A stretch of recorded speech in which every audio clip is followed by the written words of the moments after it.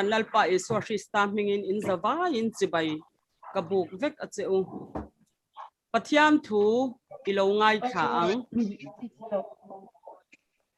Bible chang mun sang sanga tangin karon share dona nakina share hun nei tu te hunan nei zo akhanin soina hun chan som chuan hei hi tlem te ron soi ka du be dona I karon share nge tir kaute bung som pasari chang som thum ilong chari chang som thum chu ti chuan pathianin kan hriat lo lai te a haider thina nima sela tuna hian ram tinami zong zong te sim turin tu apeta a chuan zohana bung thum chang som karon chiar le ang ti chuan pathianin an thil ti te chu enin an kong thalo chu an hoisan ti a mu a an hne na asoi to ti atum thil thalo chu pathian chuan alam leta apita lowani helai chin cha hi ka chiar phutanga nakina karon chiar chun zom le donya pathianina thu kan ti rik te kan zawai tan malmin som sak thawro se amen pathian mai lo ko nang u hallelujah lalpa zan ina pray for Myanmar ten zoom kaltanga trong trai ho in pol ho na nang ma minga wangin lalpa hei kan naya khongai takin lalpa internet thadlo tur laka temin hum him la thatak a kan in kan ngai kha khowa kan soi ho theina turin I khongai na I tan pui kan ron nge na call thalo wifi internet chi sang pon lam le chung lam min ti boi thei tu laka tuna hian min hum him thlat turin I khongai na karon nge ne ti chuan lalpa zaina zoom manga kanon tong trai ho hi ro puina ni se nangma chau zaina han lo ro puyang che kan program zong zong hi ikuta ka hlan I ro puina ni se I swa ming hena karon dile amen tuna chuan kan tan tu Linda pilal muan pui ilo somang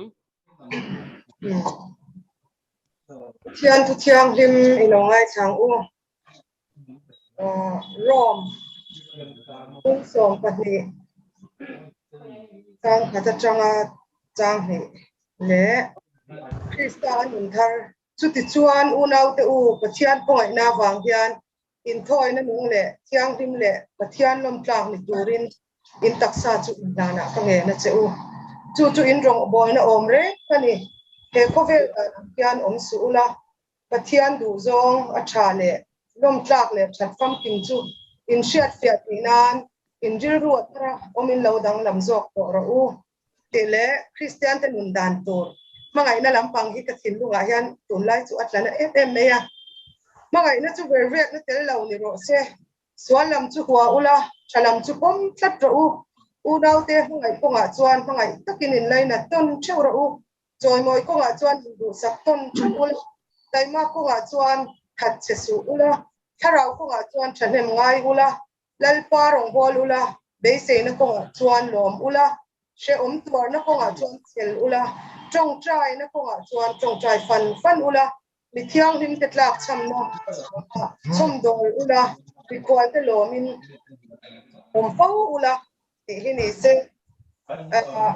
kan Bible chang charte kan sawa in pathian in mal som sak chau ro se amen pathian ma aku ni lo chong cha yang u olelpa hallelujah chungnung ber kan lo joy mo lalpa zan ina pray for Myanmar te INKHAWM na hun min bua sai sakle wangin shisel na dam na min petu iming chu fakin omro se amen ki ber ka pa zan ina hian helai mun la ukal khom zong song te tharau hun khatin mel ma pan min ti buai theina tur zong song la li swamingin kan dau dala hallelujah panagin he kanin pol khom hun chunga min ti buai thei tu zong song po kan dau dale tharau khiang hong zalen la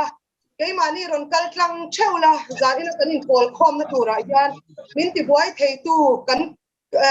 na thona bul peng sang le kan thil ti na kong tin che nga min zar boy tu mel mo para be alo om thei na tura nang huai sen ta ba nal pa nang in hallelujah amen imal som na nal pa nang in te pen tu ni se thei turin Krista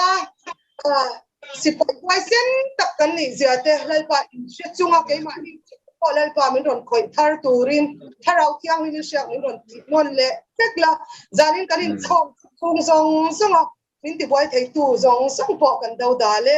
imigin lalpa zawai zanin a hian tharau kyang ni min uap tang che chung song song chung ko ai tu na li suam mingin lom thu soi chungin kan ron dil le ache amen amen alom hle mai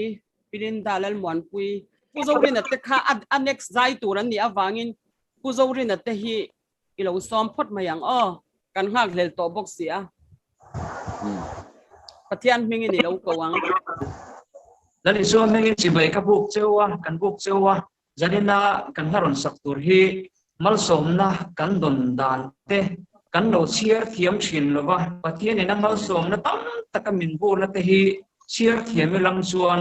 voinia hian lom tu soi reng tur kan lo ni zo ka lungai na beidon na har sat na kara po annun krista a thuru ka om te chuan tur na po lim na thuruk chu an nei sia lom chu in lalpa rong an bol thin ti zanin an kan ron sadon ani lalpa ro pinan an sange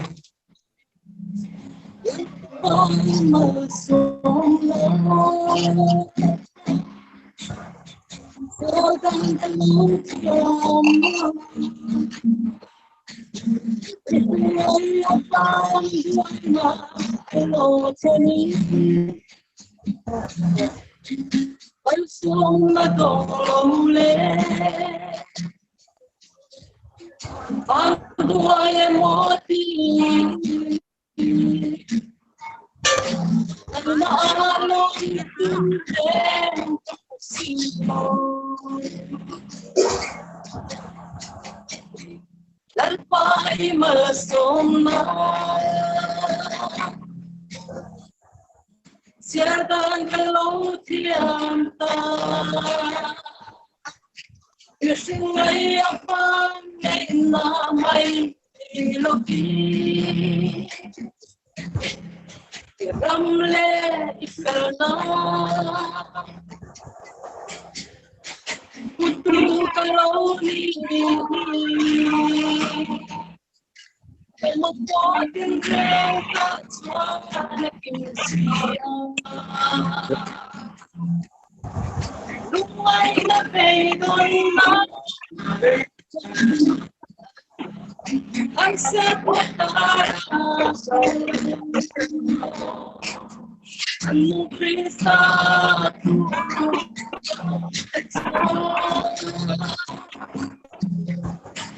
con nó có tim nó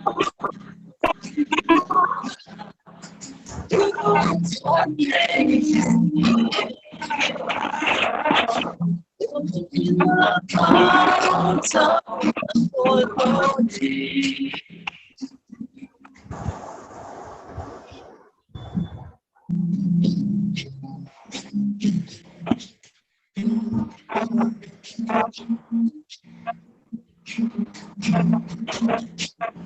Đâu qua bao số lắm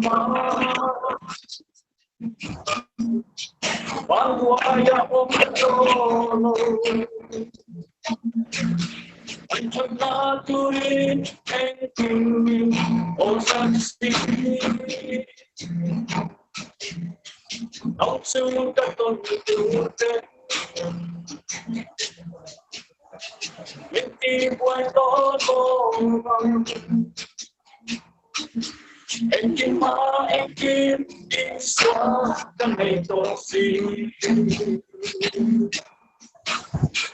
lúc này nó về gần anh sát nó cả anh muốn Krista tu đã ôm em xóa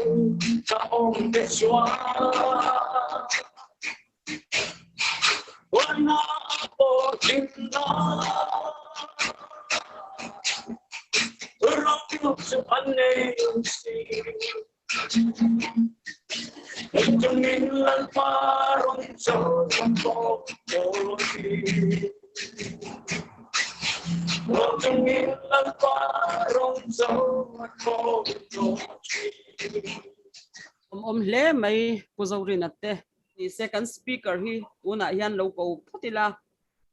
tangwal benjamin vl riat zwala van chang bena van chang ti ringo thian kan lo sia voi tun hi ka voi khat sia na nia bena ming pum hi riat zwala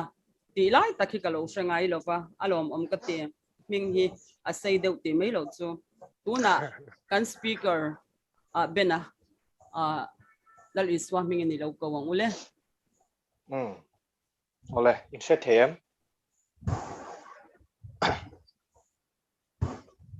o in se theyang chu ma kan soi rei vak lo soi kan tumanga nakina sharing hun tha te wam theina turin pathian thui lo ngai thak chun zomila chanchin tha luka bung som ni le pathum chang som ni le pariat thu te hi kan siarange isoi ro chuan an lama hoya jerusalem fanu teu min tra su nangma ni le infa te tan chapro u atia jerusalem fanu teu min tra su nangma ni le infa te tan min tra ro u ati thu kha zaina hian toite han soi tumanga toite han tila kan tui viau ero ka chu lom viau a pathian tharau na thong zel ni sela hey nangma ni tan chapro u antila hi tunlai chu karil ro hianin om lian em maya mani in veilowin midang vei si in ringtu te kan om tam em mai ni mani in vei thei hilin mi nun vein kan buaya rongbol tu te po kan ni thowa mani nun in enlet phone na chang helovin mi tan thei do pin rong kalo bola ke po ka tiang khan mani kha kalowin thei hil ta thina ke manu na enge siam that ngai om enge ke manu na hian din thar ngai om ti ngai tua man lo khop khan pathian rongbol si khan kalo boya ni ama ro chu kha tak kha mi ten ke mani a khan eng isu khan lo mu lo pha fowa kan thu soya te khatiang kan chet vel na te ka chon than ti ma se kan ni tin nu na kan bul vela han kho sak khan an e thei khan kan lo om lo ani chu wang tak chuan voini a hian karil ru om chu nangmani tan chapro u lali suan ati hi apoi moin ka khia a chu wang chon he thu hi toite non soi kan tum dol ani kan rama chuan mizo hrim hrim a chuan kan nia nam dang te pon lo ni mai thei mani in vei ka nin mi nun kan veya mani in thei hilin mi nun kan veya mi tan kan chapa mani tan cha na chang kan khelova mani nge in bi chiang na chang kan khelova chu wang chuan in kan buai phani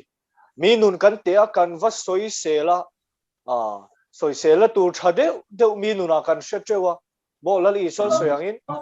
mani mi ta khan chuk om musi lovin mi ta mol te tak te om ka kan va mu thei em a tharau mi te ngei poi po kan ni a ma ni ngei in en ka nin mi nuna mol te tak te ka kan va mu thei em maya chuwang chon in do na tam tak kan ra ma lo oma tharau mi te po pum khat thei lo vin kan lo oma ni a chan bera chu ma ni nun in ve si lo vin mi nun kan va ve a kan ve la mi te kan trong trai pui thin te kan rong bol pui thin te lalpa kan biak pui thin te nun kha kan va ve a ma ni kan in ve si lo ni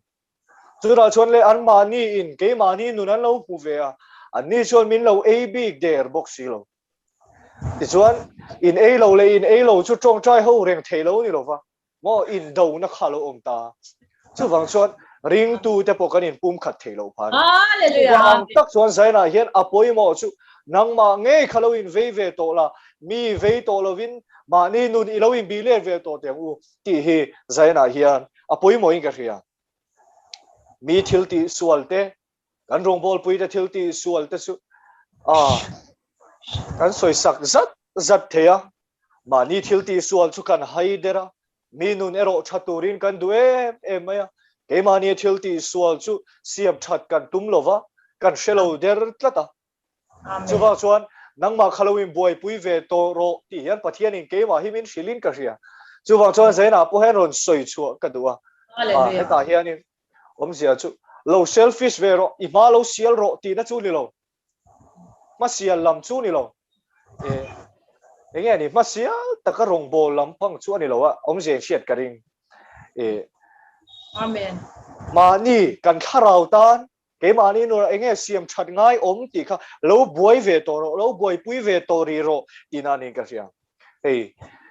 pon chuak thei lo ko khan ho te po khom thei lo mo trong trai ho thei lo in mu khom thei mang lo vin kan oma deli lam te chu kha lo zi deu to po ni mai theya ni zo ra ma chuan in alana sat tel maya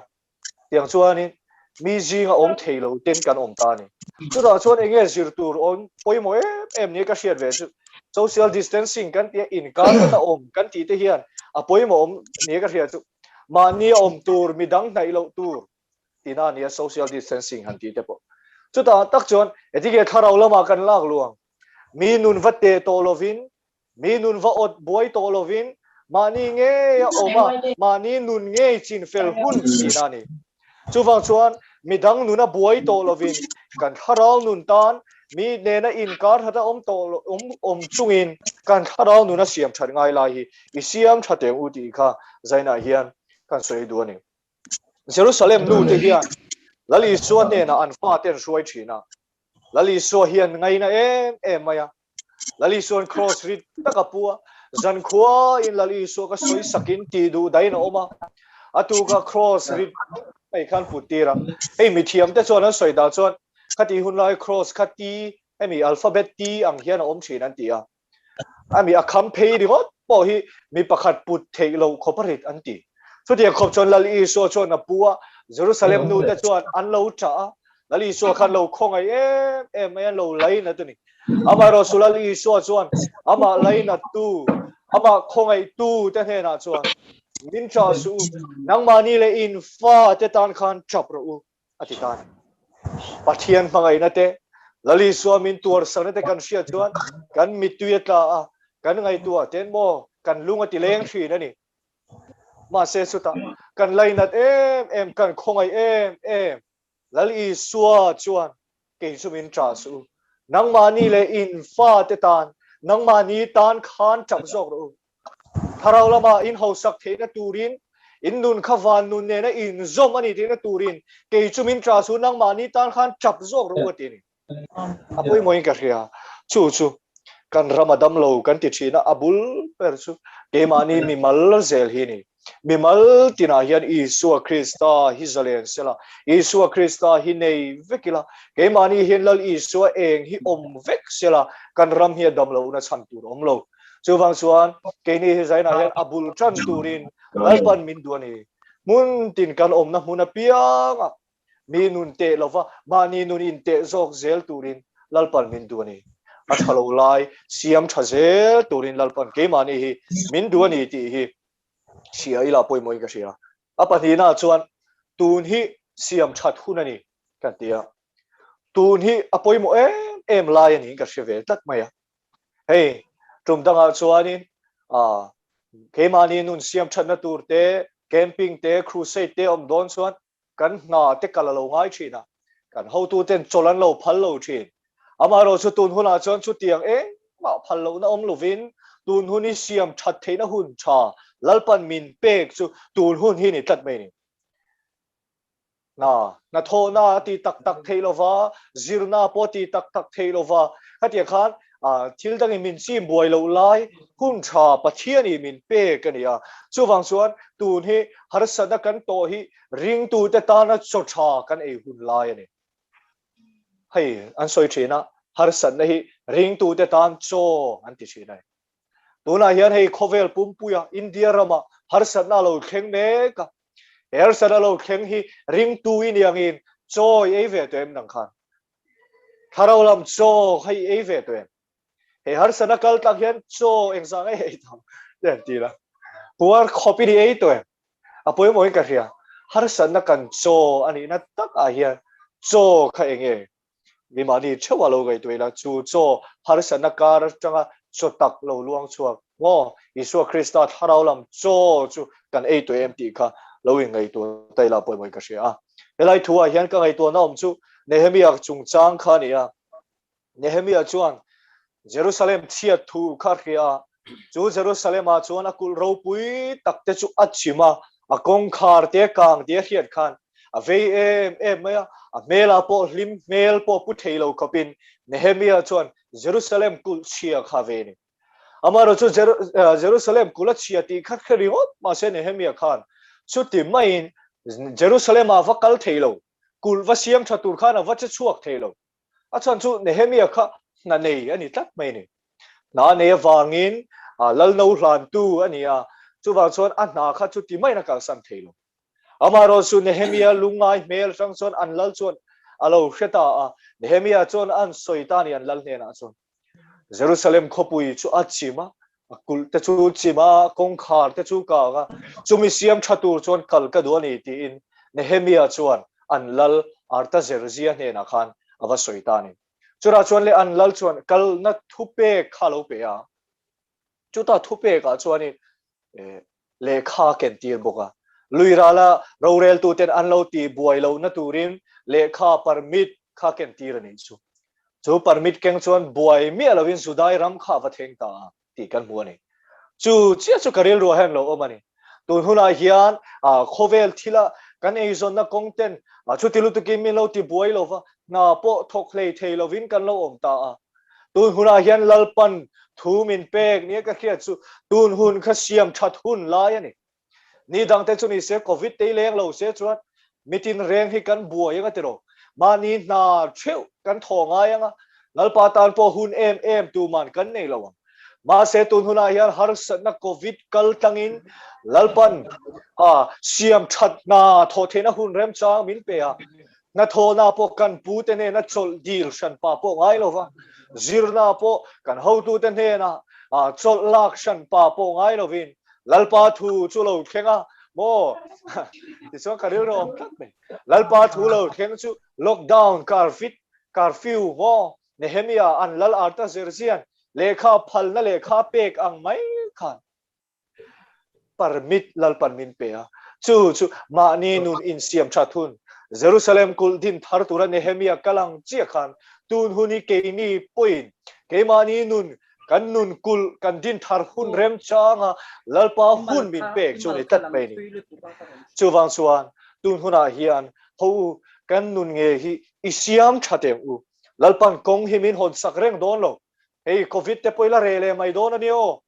ช่วงมีเราเรหุนาชวนอีกคราวนุนข้าเองดินหุนาเงดินังจูบางส่วนตูนหุนาเฮียนเฮ้หุนชากันในลายถ้าเราละมาบุยเราเช็คโคลเนมอันนี้ปัจจุบันนักกินะเฮงฮาร์สันนักกันปันเดมิกส่งพอเราเรหุนาพอก็เทียนเทียลตีเทน่ากันหูโดนนั่นนี่จูบางส่วนตูนฮีเสียมชัดหุนลายกันนุนัทฮัลโหลส่งไปข้าลัลปาเนี่ยนะกันพลูกลูหุ่นอันนี้อูนาวตัวเฮียไอหุ่นชาฮีมาเร่งเอ็มอาเซียนกลัดลงส่วนบางส่วนกันหุ่นชาฮีอีมังเทียมังอู ti hi karil ro umani he Mizoram pe chu lockdown hi ani char riot maya e car exam nge mo ni an lockdown to ni rei to khop mai anin om te pon in om ve to le lama chu amaro chu karil ro om ze la chuan heng zong sok hi pathianin hun chamin pek ze la ni midang ne na kanin po theilo te hi enge mo ke ma ni nun nge hi bi chian hun zo kani tina te po ani tlakin ka ria chuwang chon unau teu heng kan harsat na ring tu te khovel pum puelo khen hi ke ni chon changkai takini manga u pathian ne na in pol na thuk zo ama ya pathian ne na lu thuk na zo kan nei thina tur man ruwa lalpan he kan harsat nei mal mi som saklo se he covid shia wanga kan boina zong zong te hi ring tu te tan chon tharau lama chakna mal som na kan don na tu zo kani ti ria in ho simin lalpa ne na I hoyang u ti kha kan soidua atom nan chuan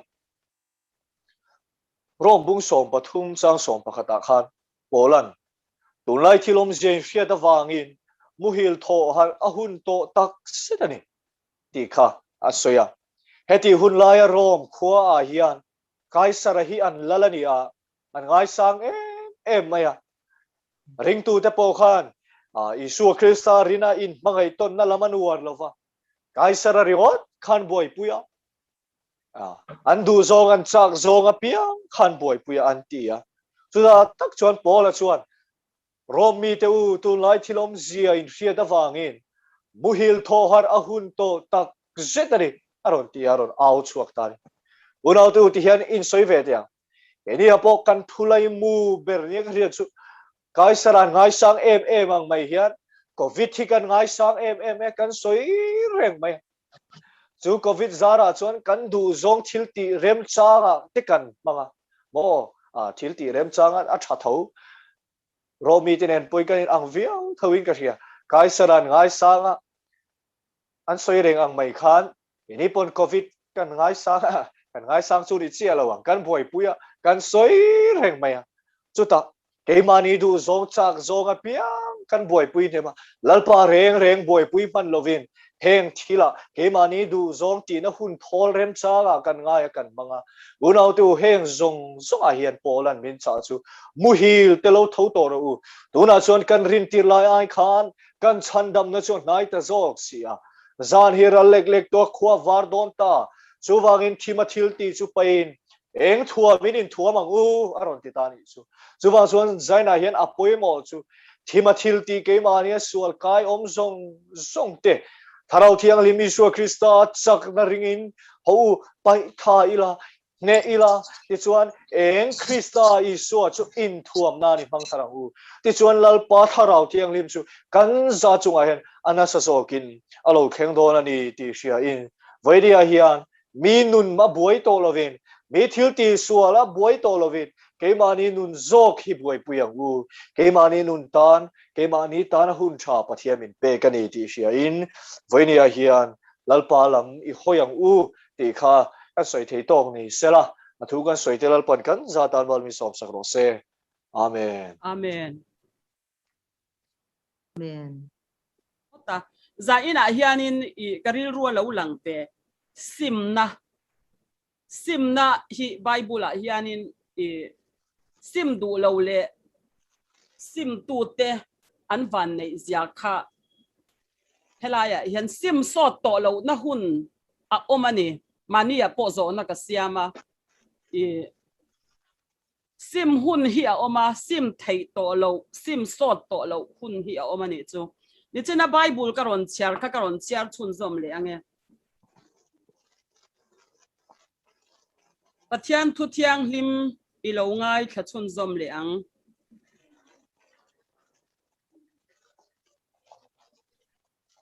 Korin thon ni bung ruk chang ni a hian hun lom oma ka ngai thla chia chandam nani a katran pui thin che atisi a ngai te u tun hi hun lom om chu ani a ngai te u tun hi chandam nani ani atiani tun hi chandam nani ati na chan chu ni chena karon chher to ang khanin tirko te bung som pasari chang som thuma khan pathianin kan hriat lo lai te a haidera atiani i ram tinami zong song te sim turin thu ape a atibok tani tir ko te bung som pasri chang som thuma chuan chu tiang bok chuanin i zohana bung thum chang soma khan i zona zohana katia sorry zona bung thum chang soma khanin Bible kan hu ang khanin sim turin tun ang laya hian ka thin lung chunga alan na chan chu hei kan soi lo thei lo ta covid awangin i khovel kan abuaya i kan buai noi ani helaya hian mitam takin mizoram hi lalpana shem anti thina lalpa shem ani lo a Bible a lo soi sa to hun hunga i local tour i alo soi sa hi tu na athleng me kan ti hi mitam takhian kan shalo pathianin min thunun thina I afa te chu a mangai te chu ma se min shem don lo min shem ngai don lo ti hi za ina hen ka soi du ani chu chu I za ina ka soi du chu pathian hianin tun hi hun lom tun hi chandam nani ani kan tan hian min ruat ve thak ni hian ka chia a ram tina mi zong song te sim turin thu apeta ni tun hi khatianga ron zoi ang kan tun hi sim na hun tak tak ni hian ka sia a I sim du fa te khachu pathian khanin mal asom Bible po tam takan hu kan share seng lowanga I fa patlan bo thu kan en te khanin luka bung som panga chang som pariata khanin ka thowanga ka pa hena ka kalanga ati ani fa patlan bo kha asimani chu achan chu aro chan tur kha apa hena adila ava e zo ta vekani ma selangin e tura han nei to lo ta ka khan athil ti swal na sa tak mai kha sia apa hena e tura tamsia a in shiat khan kapa ka thowanga kapa hena ka kir angati a kir le renga apa khana lo ngai damani ti kha kan mutani chu tiang bok chuanin I lal davida kha I asimani mo lal davida kha Bible kan mu chuanin urianu pui kha a ui re a chuta apasal kha indo na pa a khanin ahmathe a atanga thinge nge turin I pathian kha thinarim le ani amai ro chulal davida hian asimani a repeat lawani khamo aswal kha athil ti swal kha a in chirani a repeat lawa wang khanin lalpana ngai damani chu wang chuanin pathian po in ka thin lung pumi ati a davida hi ahmangai em ani ti kan hu a chuan heta jona a khanin I nenevi khopui ti chetur khanin pathianin zona khatira ma se zona kha I akal du lawa tarsis lama khana kal de ani ma se alo thailo khan pathianin man betei ti mayanga toy zongin ti chuanin nenevi khopui a chetur khazona chuanin a thirani mo ma se anlal ho khanin I sai I puan sin khanin an sim ta hlau mai ani khatia anga anlal howa an khopui ti chedona pathianin ati an riat khanin anin buat saya tikhan an khopum pui mai khanin ran thleng po in buara sai puan sin khan pathian hena ngai daman dila chongein pathianin ngai dam ta ni ti kan hu ta ni chu wang chuanin I tun huna hianin tun hi hun lom omani atun hi chandam nani ani ati lai taka hian lalpan I keini kan ram te po hi India ram te po hi katia India ram ta na kan tong trai china I keichu mania ka soi to ang khanin I lalpa Sodom le Gomorrah pathianin ati chia don khan Abraham khanin adil puyani achunga mi som nga tal mi som li tal mi som thum tal mi som ni tal ati adil zelani ma se mi som po kha mi than om lo wang khan ati chetani chu khopui chu te chetani mà sẽ nên vì có bụi khát chuan an sim ta pathianin ati chet talawani chút ya ang bok chuanin tun huna hianin Mizoram te po hi katia tu ma hi kan thalowa pathian ma thinlung le ti tak set a breakthrough mo hemi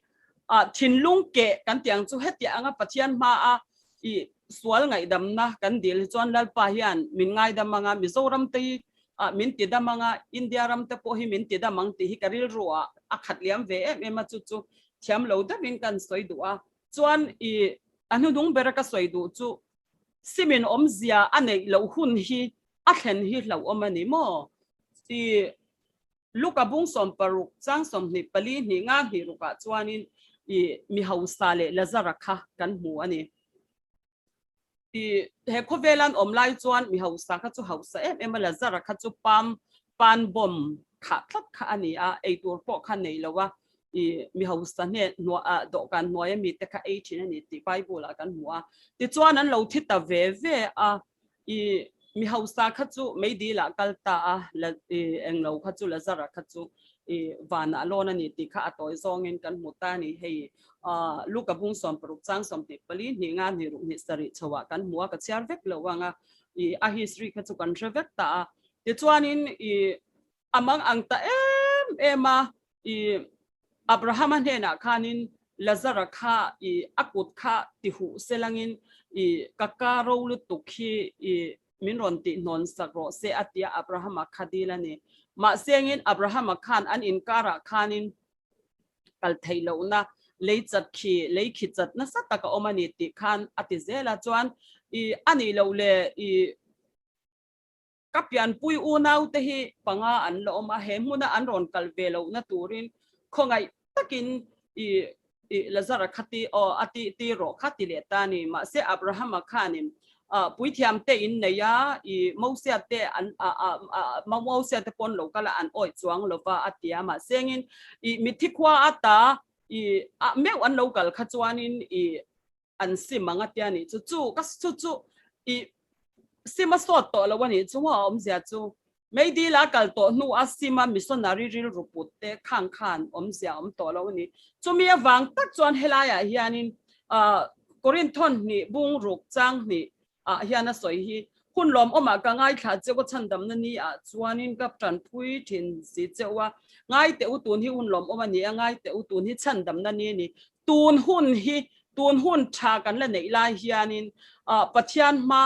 hianin swal ngai dam dil hian pathian ne na Mizoram ta na te kan India ram ta na te thei pato pin kan ti thei ang tok hianin swal ngai dam hi dil ta ila lalpalung hi oi ma na mo chu lalpalung hi oi yang chu englo te po mo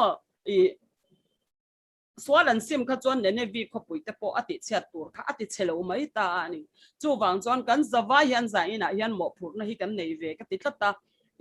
swal ngai dam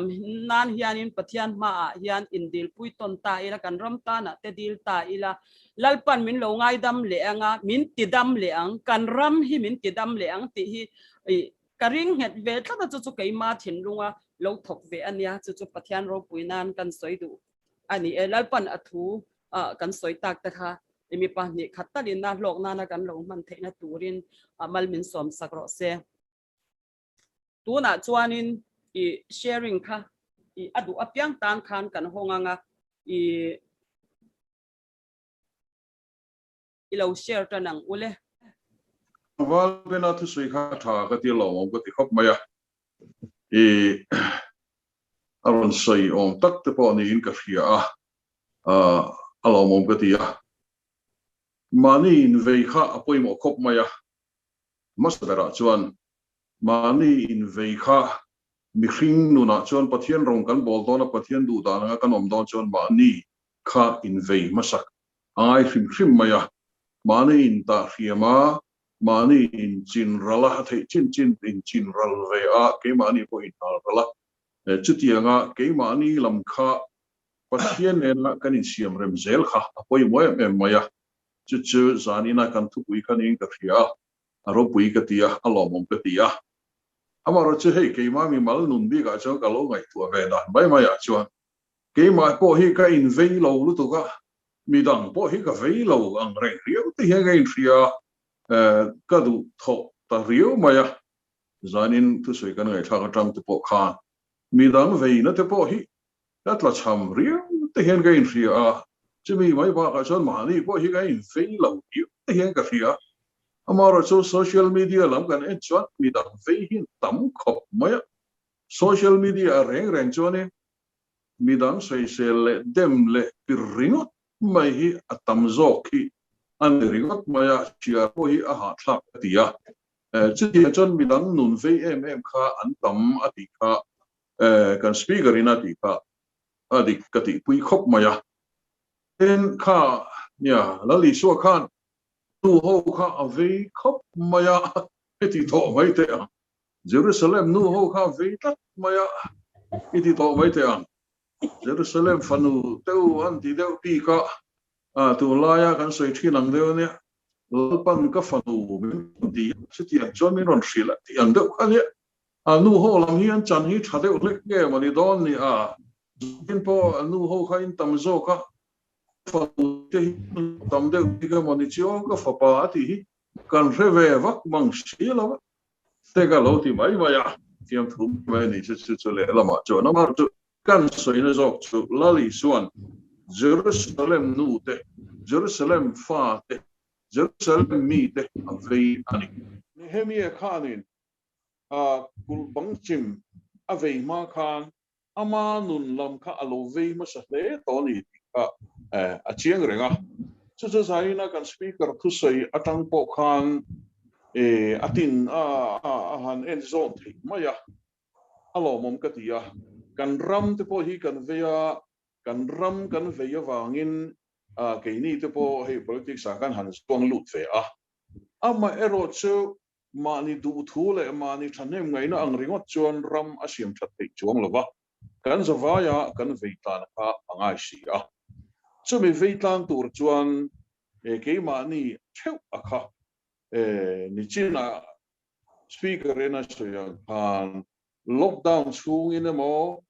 lockdown chung lo de te bon yanga chutianga chuan ke mani lam kan in chipla in kulbang chim siam thatura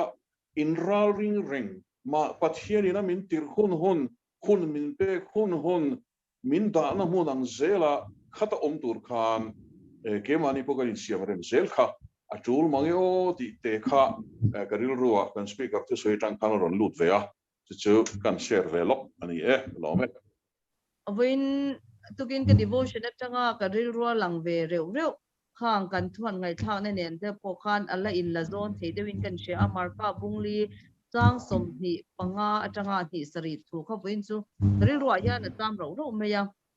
alar tak me ni a tin ama vekin an hne na chuan in ngai thak chu enge ani pim khur ro in te na ngai bukin an te sakang chewa an pe tam zok ma ang cheu tu po anei chu an pek bel tha anga tu po anei lo chu anei chun po an lak sakanga ti tinama vekin pathian ram chu hetiang hi ani mi in leya hian chi the sela zana mu hilin chuna tho thin sela ti chu azia ashat lovin lo chiakin lo thang sela chu tiang chu ani helai thuwa hian atang top som hi rukle ni saria hianin azia ashiat lo awangin ti lai takte hi karil ruwa enge soi tumnyang katia bible commentary pakhat te chukan ena I helai azia ashiat lo atia hi I enge asoi tumnyang katia marka hian azia ka I midang hian an ziak lo mathaya ti te chanchin ziak tu dang hian an ziak lo ba asoi dan chuanin pathian ram chanchin tha hi tu a om hianin I enge ni kan mit mu mak khopin I ra nei lovin achwak lo thil ti nei lovin achwak lova kha tak khalo nei tu pa in azia ashiat lo chu ani atia ruwang chuang ke ni po hianin tun huna hian pathian thu hi tharau hi khuilama nge akal don kan shelo thli te pote na tur kan shelo tia tharau mi zia toi thin ang khanin pathian tharawin I na a tho dan tur kha enge kan shelok lova ra tha tiang khanin enge ni thil kan mit muina makani te bible sai ang khanin mak takin chanchin tha hi enge alo tia ka ra lo nei chine ni ti kha soi tum na lo nia chumi tur chuan ni china kan thungai thak atang khanin mani in ve tung changa khan amma bible chang phim khur ro te na ngai bukinan te ang chewa ati la ya khanin mi kan han te a mani in en lovin chu wang chuan mi kan te na ang ve khan mi hian min ron te ve zel do na ni ti bible hian a soi lo ka chu wang chuan kan phim khur pui mo khop maya mi kan te don reng reng khan mani zo ka kha kan in te ve zel lo kha chuanin alo king bai hu zel mai kha lo ni a chu wang chuanin i te na kan te na ang bok khan min ron te ve do na ni ti in she chung khanin helai thuin a soi tum tak chu in thu don to le pathian thu zirtir lalpa kan zirtir tu tharau thiang him kan pathian ina min zirtir le tu rakha phim khur ro ati ani anti a phim khur ro helai ati a hianin zirtir na diklo laka phim khur ro ti lama kok lova helai thu hi chuan in thu don to le lalpa in dong le tura ati chewa khanin ngai thau la phim khur takin kal ro min ti na ni chu wang chuan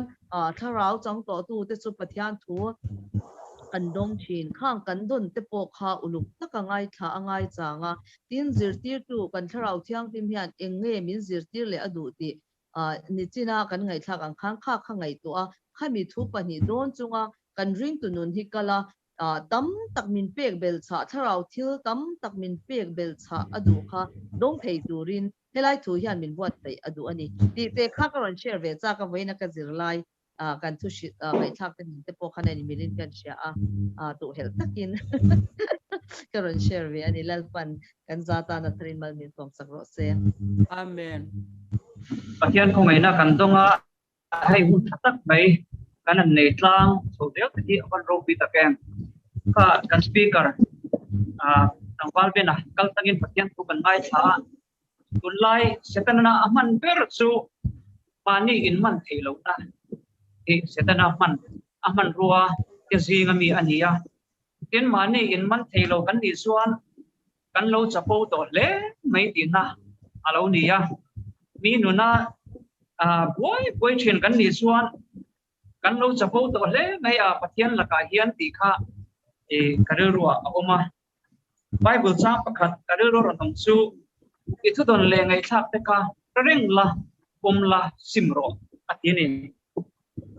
thu bona kha ne sia ka kan thu don pathian thu danga kan don chu love one another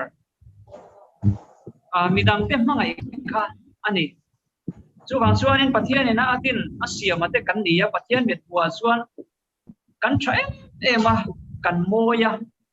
e pathian met bua chuan afa te kan nia kan moye be mani chuta pathian fa te be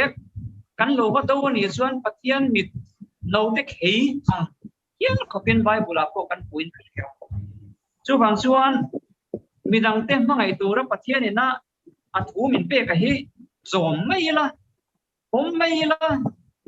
kan ti dik lo te sim mai la tia kha when ya hian karerua oma e tin tun hi kan speaker ina sayang khan in siam thatpun ani tun hi mani nun in siam thatpun ani atia kha ke po min khoi ve le meya hun khir tak tu na hian kan tong me ka covid 19 kan tong me ka hri te kan kaya kai lo te po kan oma in quarantine mek te po kan oma to tiang chuan har sapna e ke mani nun thewa mi hringa khobela he covid 19 hian mi a hrut mek ani kariru ron om kan speaker ina thu ron soyatanga ron ring em ke ma ron om chu mani tana kan tharau tana mani tharau tana so lo lak hi apoimo ani ti hi to ril to ina thu soi tang khan kariru ron oma mani tharau tana thei to chua kan fight chuan hlong na tur ri mai hi alo ni ya heng har satna kan to te po hi complain ni om lo reng reng mai ni pathian a hian chu wang chuan e to midang nun en lovin mani nun theu hi in vei tlangila mani hi in veila kan nun hi in thak theng zung zung ila tha in ashiata pathian thu rombung som pania chuan in riru athara omin lodang lam jok to ro atia kan riru hini tina thak dang lam angaya kan thak dang lam lo chuan pathian thuani tina kan sak dang lam lo chuan sual hi ron lu zut zut reng mai ni chuwang chuan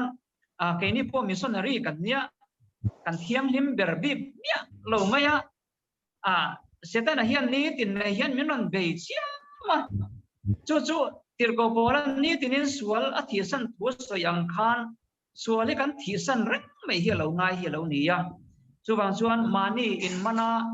mani sual na te in huwa niang taka in hu thei tu kan om thena tur chuan ke mani nun chawi kan in vei mani ya mani nun ni kan in vei anga ya bana pa hola rongbol na kan nei la ya pupar tla na delta sound ke kor bul ne na ron tlan lu station aron bing bilet vak maya andar ate putit hiana thina andar ate enge moni andar ron ti chiam mai so pupara chu kan dia ke kor bul war te nen khan ron trup chho na samaya lum na sabuk sia enge moni chan le kan dia ato pa chun ron soi tia ta andar dia takin lali suanun chu atia mani atiani andar diam takin in ngai tomin avai tong takin no kar nun chialo nuna kha kan nei alo nga ya mani hi pathiana kanin man suan kanin da sang thelo reng tin kan mangai thei mia lo te po hi mangai thei na thin lung lal pan min pe ya ne kan thian pa wai wo ma kan thopui thian chuan te na tia ka mi hring hi chuan mo ka ngai ru tuk che pan ngai dan che i hrem ka ngai dam thilo che atia ma se Isu Krista ninga wangin ka ngai dam che atia Isu Krista min kai hruai tu atang chuan ngai dam theilo po kha alo om lo ve kan lo ngai dam thei kan ngai dam chuan kan tharau tan hlok na kan fa te thleng tan po mal som na kan chung po tan po mal som na tharau dam na lo ni bok dam re na lo ni bok khai wen e hian kan speaker ina thuran sei hi aro puilu tuka mani in manila mani hi in veila upar tlana soyangin andar in fanyam ro so when hian kan ri ruwa hian chalian se trying to sia kan machine na alolan to hi chuan reject mai ne kai o hi ka palian lo na reject mai ne mo kan nu po hi ka thina ti rem deu da jan thak ve ne mo om ve the ni ya tu wang chuan langlowa thin rim te hi oma langlowa thin rim ho chu an tuma enge aru khian an chung ri la chuan sakai bak nei ang nei hian an room but maya alanga thin rim to vek ero chu bungruwa te an khong serum ruma atuka an ru yani tian in rian an har film le chu alo ni hi mole an dia aya to an ba le te lo nga ya thin rim na po kha sang in a omani chuwang chuan khang zong kan thin ur na te kan thin rim na te adjust he tur chuan lali chuan mizir tu ni ro u atia andar isua chu no kar nun nangin chiaro nu nangin alo in ngai tom tong kan te ni ko in ngai tomila mani in manang uti kha kan speaker tu sei tangin kalo man veya kan te kha kan sei ven yelal pan kan zatan mal som ro se kalo me marka bung so tang som pasari atang hian tin kal tura chwala yin pakhat alama lo tana afa thing thia ne na zertia tu tha tuana nunna ka the na an engtin nge ka tiang ti tota tini ana ne na enga tinge thami ti pakhat to lo chu tu ma thanum lo tu chu pathian ani tu pek te chu icha lom tu that so uire ruso to tin hek su kum to inu le ipa choi khoi ro ti te hi atia tin ani chuan ne na zertia tu chung thu zong tu kanau pante ta ka zom thin atia tin ni so na ma chu ena amai ta ane na kong khat ilaba ke kalla inai apiang salla pachia te ne na pero chu ti chuan wana ro inayang tin lo kalla mi zu yang se atia ama ero chu chung thu chunga chuan a mel alo dur ta khup pa lungai takin akal bauta sum tam tak in tawakin tin iswan a vela zete te ne na chuan sunga hian rama abakhar don em atia tin azir tir te chuan tu soi tu makan ki le a I so ero chuan a chang le an na naw te u sum tan pathian ram lu awa ha sa thin em mi hau cha pathian ram lu ain sahong se shau benga lu tlang al zo ka tia tin ani chuan mak anni chuan mak ina em em ena ani le ngi chandam ni thiang le an tia I chuan anni chu a ena chu pathian ta ti rual ani lawa pathian ta ni ro lo lo thian ne chuan ani sia a I thleng kha I khala helai to hian kari ro lwa a chan chu helai mi hau atani ani at nei sa ka is one asoyang kha thil zong zong thei pa ma se he kong khat pa ki te thei pa ani pa in nei apia khalla patya te ne na ti e kong khat cha la ba ka tu la ba chu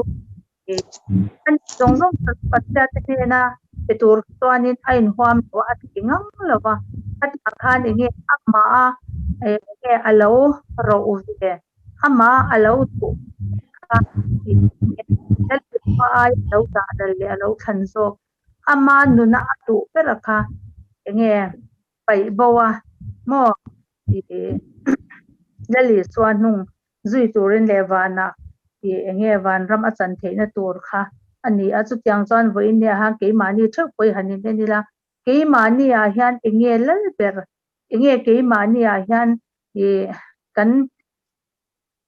kan nei kan nei ber ke mani kan ro ber hi nge ni ang ti hi hanin zo ta ila voin ne a hian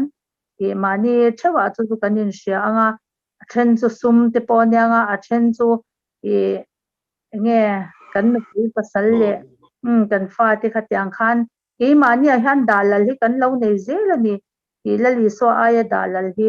chu voin ne a chuan a rem to lo ti kha ke ma chuan alo landa na nya hi chu wang chuan in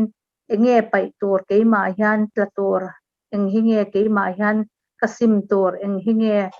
tlatur eng hi nge lali so ai kalo dalal eng hi nge lali so ai ka du zok vanram kalu na tur tan hian eng hian nge min dal the ti te hi tu na chuan kanin chu thi ngai ka sha ke ma po ke in chu na sa chu wang chuan voin nia hianin nge nyang ke mani kan nun tu na benana aron soi mani INMAN mani in mu angai ati ang che khan helai thuwa po hian helai karir ro omne han ain zom ti devin ka sha so wang chan ke mania pai to le ke mani a tatur wanram kan lu na tur ata na min dal tu zong zong hi tu na chuanin ke mani le ke mani nin faida kanin ena khatyang anga kan nun kha nge lalpa ke mania lal pera kan da wanram kan lu na tura min dal tu tur zong zong hi ke mania kan pai kha ke angai to tak seting ka sha chu karon share ve ni chu hello me Jadi me abung sompa riat lai doi te hi kalau share ve doa bel batu ina jadi me akal lal pala ka jadi me ane na kalau keng chuan Karena tu ajo kan ni enti mo holok em di kan jadi me abung eng zat nge sompa riat jadi me abung sompa riat sang khata tang khang kolon chiar ngarem chan na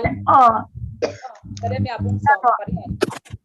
lal pala ka ta jadi me ane na kalau keng chuan thaula bel batu ina chuan sukalla suta chuan khathu te ka shia ti rang che atia ti chuan bel ka zukal ta a bel siam na khola chuan alo thoka lum bel a siam lai chu a that lo chuan bel batu chuan tha ate angin bel danga adin le mai thin ti chuan lalpa thu chu ka hne na alo kheng le a o Israel chung te u he bel batu ti ang hian ka ti theilo chu em ni ti hilal pa thu chua ka ni ngai te u bel batu ko ta lum ang mai hian ka kutain omani o Israel chung te u ti ka po nam emo ram emo chungchang thua ka pot chuak anga ka thiat anga ka ti chia ang ti in lo sei po ni la chu nam chuan a chung thu ka sei awanga a thil thalo hoi san chu a thil that lo a hoi san chuan a chunga thil thalo ti ka tum chu kalam le tiang ti lai thang ni mai se lal pa na thu kan chia te kan zawai tan mal min san se amen Jeremia nei zo nei Jeremia nei hemia te han soi de ka khala in soi vel tang han ka ri ro lai fu hi ron om be a bel kan share bible chang la ta ka ni a Jeremia ne na thu lo theng hi a bo sui nga la ni ti hi lai hianin ka thin no ram om dan chuanin pathian thu lo theng ke ma dia ron theng bo sui ngal poi mo na lai te kha ka ri ro ron oma poi han he bel bo tu ina zukal la dia pathian o sha akal nga la ni thoi takin mo eng ma thwan lama siam lo pathian ina thin lunga ti tura ti kha ati nga la bel bo tu kan chianga lum bel chu man lai mo man lai phe chuan tu na chu kan war to lo ta he sai luma te kan swala bel thenga te kan pi le pu te chuanin bel thenga ten siama tyang khan hei tui bur vai bel anga chi te mo thel ta han siam khatia ang lum bel votu ne na chuan zukalla khatia ang lum bel ang kha inni ati namo la li swak phisa kut kan ni zia helaya hianin bel votu kha aron te khina bel du a chati anga bel danga adin le dan mo le lum bel kan ni zia kha chiang len ka sha boi ne po hianin ni Myanmar group hau te po hi tharau mi te rongbol tu phak ang to ka lalpa rongbol mi kan ni a mo in tukin zinga kan lo sei kai le lo do chu rutin in se la vin ron di kha poi mo len ka sha in pum khan na le in mangai na tlan na tharau thiang ni ma zale na chu ta tang chuan pathian o anga kan tlan ngam hi apoi mo to me min ka she be a chu kai ma po zir lai ta tak nei ber zir tu nga ber kan ni voi nia hian in ma ron kal khom it voi nia zanin ron kal khom song song a hianin mani in jindal ngai ber kan ni ti po kan sha a tharau thiang lim tel lova pian thar tum le that tum heng ma ani lo sia po kan zawai kan chiang ni lalpa ne na pathian put chaka kan ni zia hi kan hria chian chuan mo eng ang pon khovelin min nekin min nor thin ma se lalpa thu anga tlan kan ni chuan mo pathian put chaka kan ni ti kha kan hria chian chuan lo na hun po lo thleng se mo rai po lo kal se ta chuan mo pathian ina ti tura min ti kha lalpa mi kan ti chuan pathian put chak kan ni ti kan in hria chian chuan ke mani a hian zalen na chungrila mo lali swane na in lai chin na thu takha kan nei chuan kan speaker khana ron soya mani in siam thatha tia voine han mani in siam thathi number 1 a chuan lali swane na kan in kar chin fel to ko han midang siam thatai chuan mani in siam that shivik tu kan nya tin aram zong khang kan ron sai vele deu langa kan ru am hey ram mi zote kan ve yenge mi zote piang thar tharang mi reng hianin ram hi kan ve deu tlang pui ni chumo tharau kan han chan te tharau kan han pian phat te kan kal zel po ram ve mi him kan tam em kan au na sa kan ram mo rau re tu te fry tu te kan dema piang zo kan ve ma se tu ma kai ma po ka chan ve ti ra tang chuan ram chung cha ngai chuanin mi pui thin lunga di khuna hian kan ram hi akal ngi lang ti hi ka hu ve dan le ka chan lalpana min hriat thiam tir ve dan a chunia ram ro re tu pathian ruat te dau dal tu kan ni em ti de mo ngun da ka pathian thui kan ngai ven hi poi mo ma ro re tu te su pathian ruat an ni te ro re tu te dau dal chu pathian ruat dau dal kan ni bo ka ni chu ngun da ka bo insan a po hian pathian ta kan ni na kan hriat chan rual hian zauram chu ke ma hi ka ni mo sen hi zauram chu ni khita te khan ni lo mi zauram han ti khan la de udwa mo kan ram chu de mo kan ko tir ma se zauram chu ke ma ni a hianin a omani ka veidan nali swang ma ngai na te chanchin cha ka veidan te mani ma sialin choi moi du hianin rong ka bolem mi fak du ring te kan thil thata takhi he ko vela hana ti the ni ma se la lalpa hi alunga oyem ti so ka hi kan ngai dop thara poi mo ve nen ka sha chu ta jang pathian kut nung helaya Jeremia ne na lalpan po then ang hian pathian kut kan ni sia kha en tir turin he Jeremia po hian zone Jeremia po hian in lumbel siam tu ne na azu en tir na chan kha eng bange kan ti chuan lali su ai lumbel nei tu ang khan pathian kut kan ni zia mo le kha chu pha lum kha chu du ta ben soite achang le mo a phek zong te khatiang an muai dang lam the kha ani chu tiang che chuan lali so Krista ko enge kuta hian achang chuan thu kan oi lo de chuan min na jina ma khumin ro sayang khani min shem lam ni lavin akut nuwa kan ni to awang hian kan that na tur zokin mo achang le min beng pe dewanga achang le min beng soi dewanga achang le na she om de kan to rang achang le no lim na te khatiang in cho en kim in ta ti pathian thu ni wangin en kim kan chu ka theng hi lal parem ruat lo hian kan chu ka eng ma theng la pa har san na le mang an na bor to po lo theng se pathian ku ta ong kan ni ti hi kan zu chian chuan tharau thiang him ne na kan ma chon ze chuan lal pa ne hian eng kim hi ro pui takin kan ma chon theng ti kha zarina karan se ve ni e lal pan kan za ba dan mal min som sak ro se amen Rom bung kwa tang sam ni tang yang kan don char gang ong ani ni ma sela o meeting pathian hel de tu chu tu nge mu ini le thil siam chuan siam tu ne na enga tinge hetianga mi siam ati angem ni bel le tang khatin bel pakhat tu tak le bel dang pakhat lu lo tak siam thin turin bel butu chuan bel le tunga thu anei ro bangem ni khongai na bel ro pui tu ra lo bwa sai lo ka tu tunga chuan a khongai na ngai anga zia en ti THINA tin urna bel bu Bora ta ki tunga chuan pathian in atin urle ti THINA len ti du ma sila ado sam chuan ani puyang ti hin le atira hanin bel siam tu ina lum adu tu apo koi soi ang hanin ke ni poi pathian hanin bu koi soi ke ni ti ari ruwa na no ma si ka soi ti ade siam tin si lo tong kam ni pathian no hang han ari ruwa to ran klar ve tak ni lal pa tu ma so mo se kan speaker thu soya tang khanin thu soi kha tha ka ti khot me ya mani nun adin thar tur zon ti kha atha ka ti khop me ya I thil dang em nilvin kan speaker thuron soi zui de hleka I keima a I kan hun man la to kin han sera khanin aro puilam khop me ke mani ho ki ke mani hi kan nun zel hi in fia zela lalpa in en zel hi apoimo katia ke Christian nuna chuan ke mani nun hi ke mani hi a hian lali swa hi ro pui ber zel sela ke ni hi lang zelila chu lali swa hi so mi la ro pui ber zel sela chu ni mai karon soi chu aro pui lo tukin ser kha kalongai thatu kalo chang zelang pathian hi ro pui ber ro se amen tu na chuanin trong trai ho na kan nei do na trong trai thupui kha kan tho do na ni chu ni na hian atakalal pa cha ro pui tak mai kan ngai lal pa kan lom em sa ina kan thupui kha kan sharing te kha lal pa ma ngai te mi ta na te sim na te lal pa thu oi na te kha chi sang kan soi la kan ril ro kan ve song le kan ngai to song te a hi shai lo cha chu vai kan ril ro khat liam te dal